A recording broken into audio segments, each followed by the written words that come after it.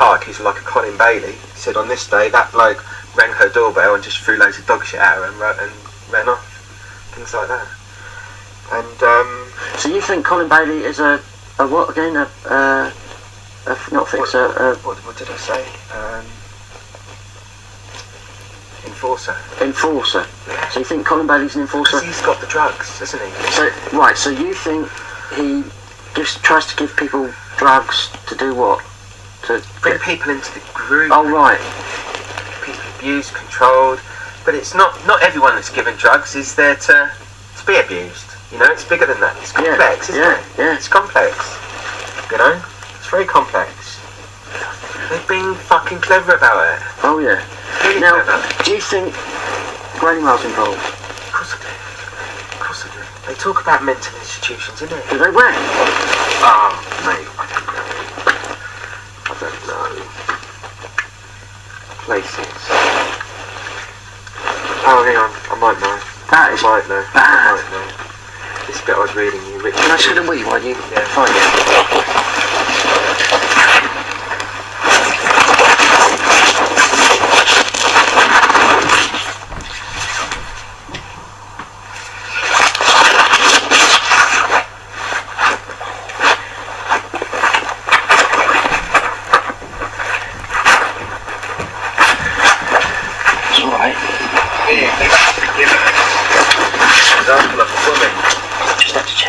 A woman who came forward to say this had happened to her, and they took her to a psychiatric hospital like Grayling-Murray, and they've written down what she told them.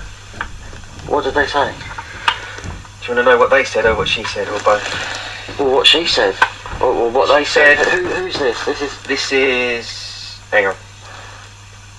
I don't know if they're going to name the woman in. I don't know. You know, it never without names, something would never count in court, would it? You know. No. But, what about the people? But for us, it's still interesting. In 1986, a 43-year-old woman who was an inpatient in a psychiatric hospital began talking about a currently operating paedophile network in which members of her family and some of their friends were involved, as well as some well-known people. The woman had a history of psychiatric disturbance over many years. Blah, blah, blah.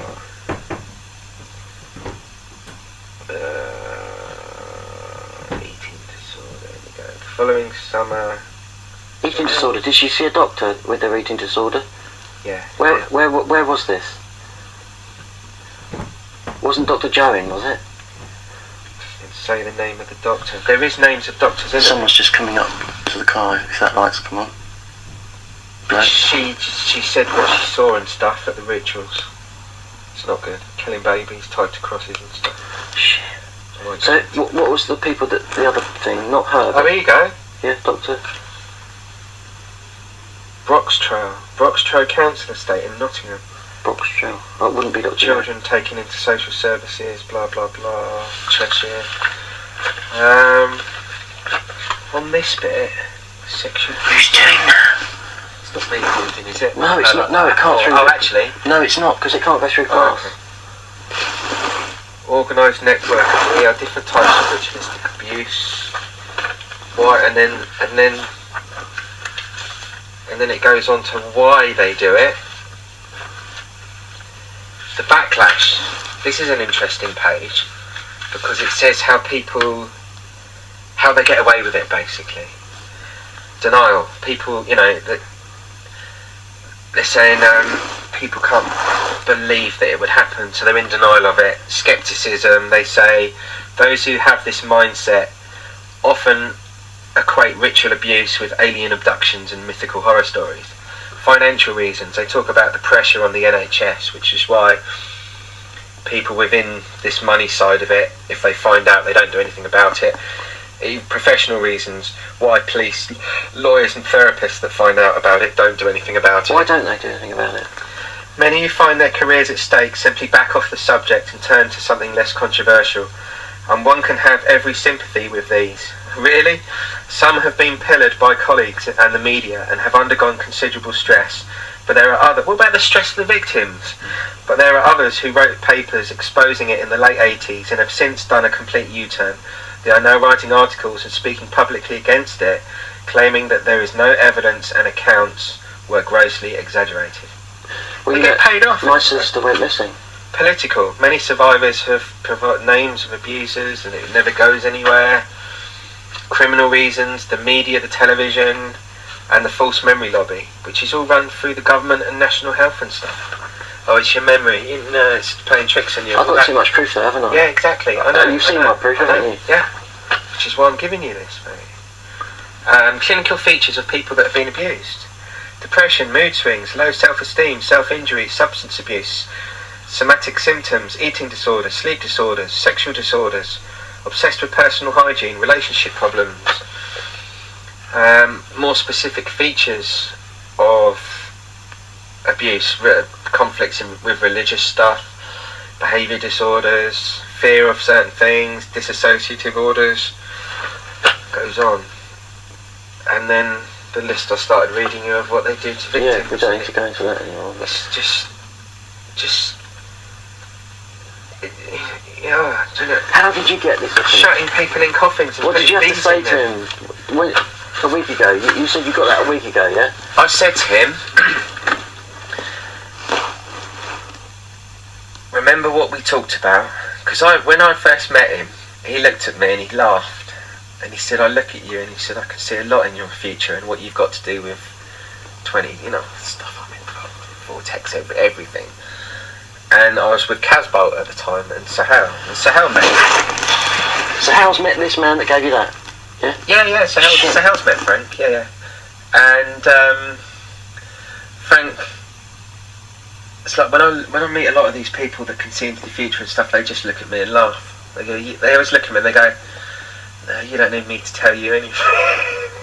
And it really weirds me out, do you know what I mean? And because I suppose they look at me and they see me being involved in stuff in the future that helps change the world, which is what we're doing. We're changing the fucking world, mate. And he wrote this thing on YouTube, and it said... he's on YouTube? Frank? Sorry, Facebook. Frank's on Facebook? And he said, I hope everyone in the future, everyone for next year, has a good year, and I wish everyone would stop moaning about how shit their life is every day. And he did this list, he said, I did this in Rhodesia, I did that there, I've seen, and he went into one, I've seen people murdered, shot, decapitated, I've seen all these bad things, and it really pisses me off when people moan on Facebook about the tiniest little problems. Be thankful for your lives. And he went, and I thought, wow, that was really, you tell him, Frank, and I wrote, oh, I love you, Frank, wicked, you're the best, blah, blah, blah. And he wrote to me, and he just said, oh, how's it going? I haven't seen you for a while, blah. And he does music as well, so I said, oh, did you build your studio? And he said, oh, no, I'm not doing that anymore, blah, blah, blah. And I said to him, when you looked at me and laughed a few years ago, I said, well, I don't, no details or anything. I said, I did something recently, and it was linked to do with the children. And I said, oh, I wish James could be over here to seal this when it eventually unfolds, because it looks like things are happening. And he said, I knew you'd do it. And I said, I don't know what the fuck he means by that. Yeah. He said, the thing with Frank, he feels things. So he then says to me, I've got something which I've never given to anyone. Yeah. But now that you've written to me, I'm feeling that you really need to have this. You have to have this. This was given to me to give to you. That's what he said to me. And we met up and he handed me this. I know. So there you go. But I can't be gone too long because Annie's ringing me. Yes, okay, well, put it in the plastic thing. I haven't spoke to her for over a week. Right, don't worry. I really need to get back. Plastic thing? Yeah, I really need to get back, Clint. Here, it's right beside you. Oh shit. Right, and what we'll do,